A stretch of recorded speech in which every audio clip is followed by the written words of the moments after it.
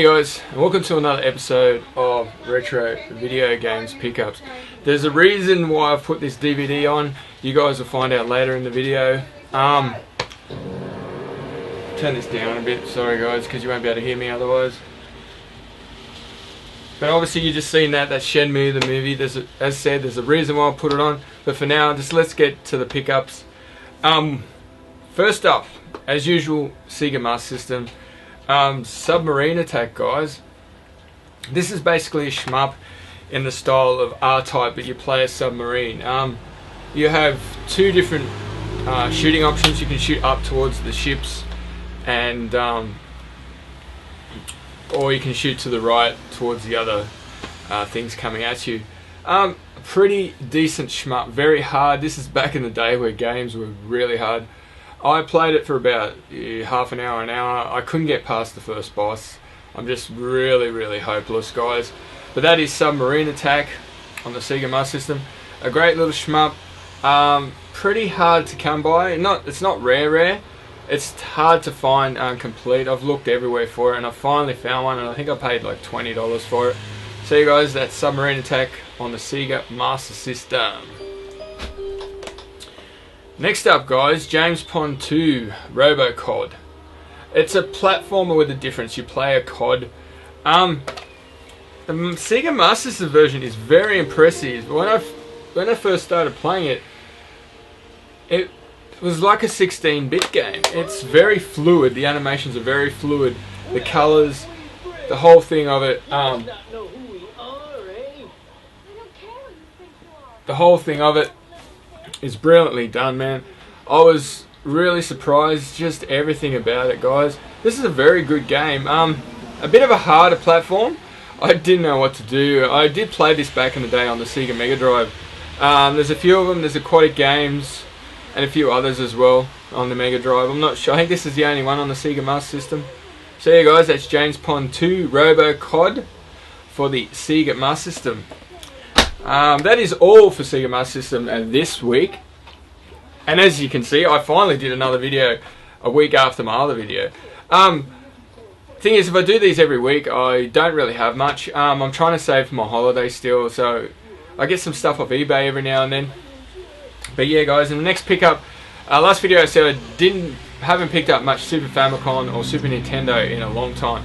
I've gone back and had a look. There's a lot of Japanese stores that sell their product really cheap, and I picked up Mega Man X for the Super Famicom, or Rockman X for the Super Famicom, or Super Nintendo. Brilliant platformer, guys. Anyone that's a Nintendo fan knows that this is an awesome game. It's not the same as the original Mega Man. Apparently it's an upgraded suit and all this. I don't know the whole story, but this is a brilliant platformer, one of the best in my opinion on the Sega, on the Super Nintendo. Sorry to the Nintendo fans, but hey. Yeah, guys, that's Rockman X. Brilliant game. And what do we got? Not much else, guys. I've got 4 more games, all Sega Dreamcast. I just got to reach over here and grab them. Sorry about that. Alright.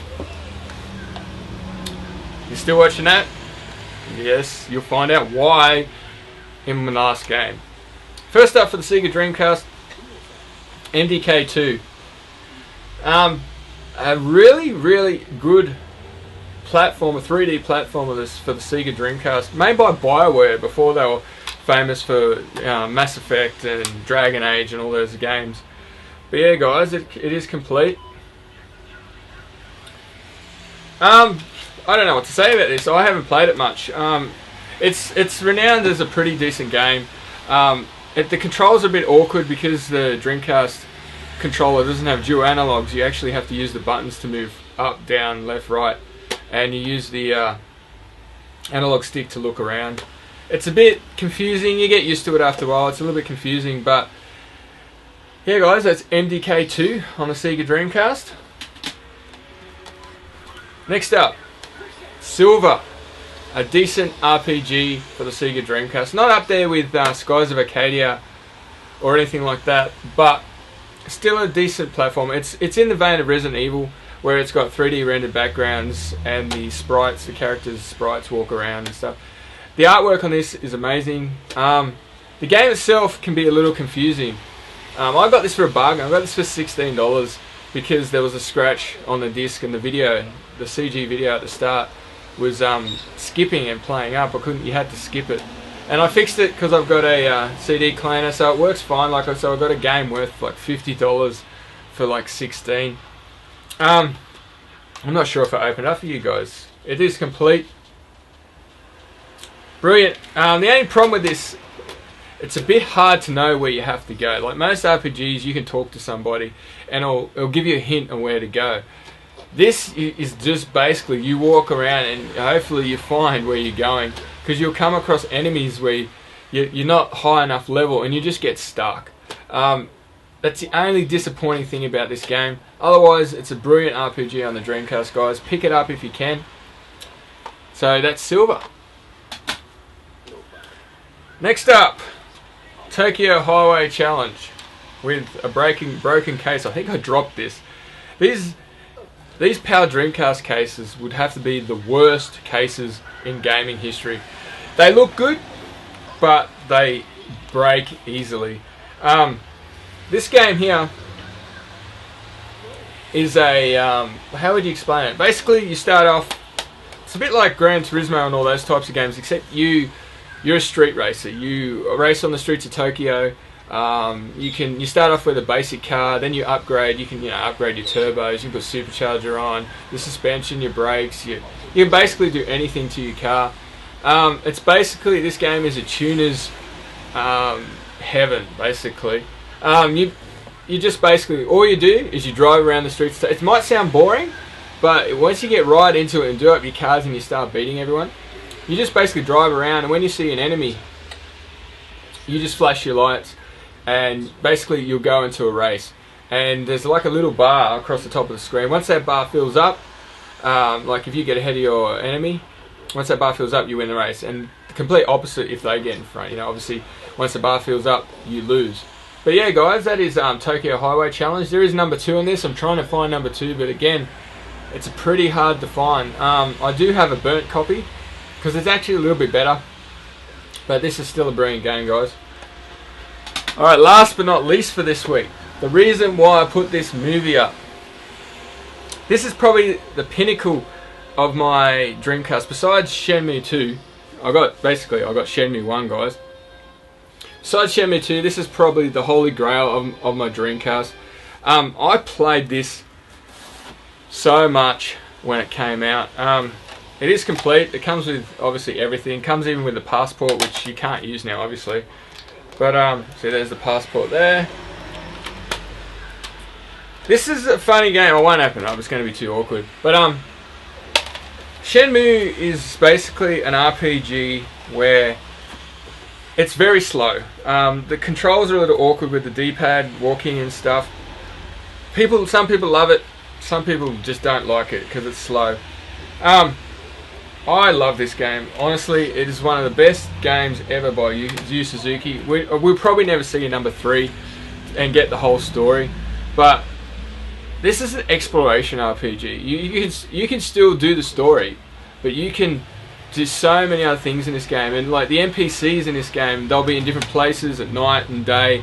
Like for example, you won't see them during the day, but if you go down to the local bar, they'll be in the bar drinking. The voiceovers are pretty mediocre. It's probably what makes this game just that little bit better. It's funny in a way, but you can do so much stuff. You can go to a local arcade, you can arm wrestle, you can practice your fighting in the park. Just everything, guys, and the story is just brilliant. Basically, there's a guy called Lan Di who kills your father, and you're after him. It is just brilliant, guys. I recommend if you have a Dreamcast, or if you just started collecting for Dreamcast, try and pick this up. It is quite expensive. I got this for a bit of a bargain from a friend, but these games, this is a game, just even if you can't afford it, burn a copy and play it. Just play it once in your life. If you don't like it, fine, but it's just one of those RPGs in gaming history that will forever be upheld in a grail. It is just brilliant, and Yu Suzuki's mind, this game's from 2000, 1999, 2000. So this is way ahead of its time, guys. So yeah, that's Shenmue on the Dreamcast, and that's the last game of this week, guys. That's the reason I put the movie up. As usual, thank you for watching, guys. I feel a little bit better this week, which is why I'm more upbeat and all that kind of stuff. But I appreciate you guys having a little bit of concern. I got a few messages and stuff like that. So thank you. Yeah, guys, that's it. Hope you have a great week, and hopefully I'll see you next week. See ya. Bye.